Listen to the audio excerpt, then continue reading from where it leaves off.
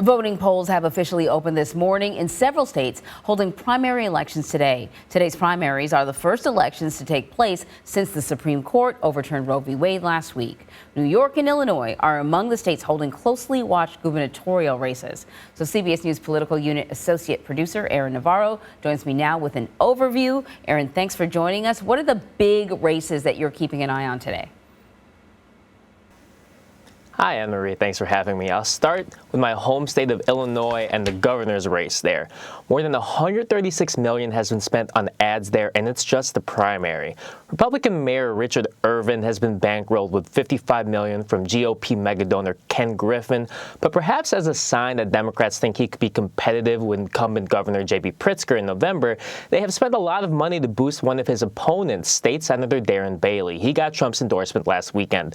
The race between Rodney Davis and Mary Miller in Illinois' 15th district is also worth watching.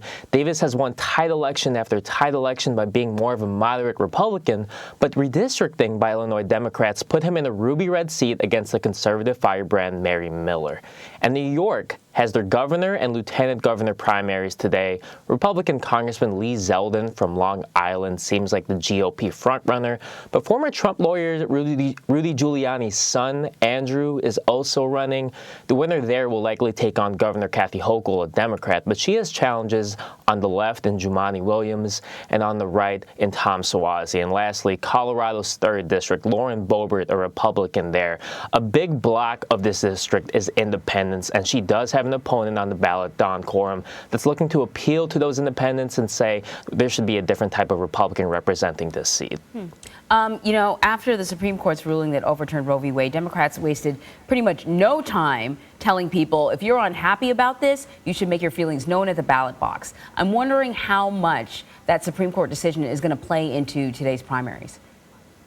So, of all the states today, Colorado may be the most competitive in November, and as a result, abortion access could be on the ballot. Democrats there just passed a law last year that secures access to abortion.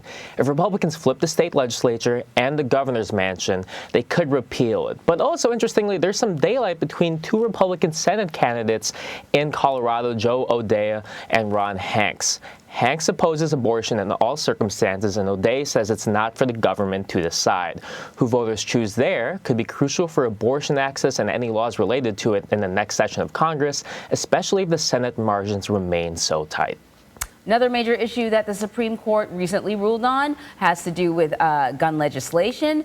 Gun violence, of course, is a topic that many on both sides of the aisle have been talking about. How might that influence today's races?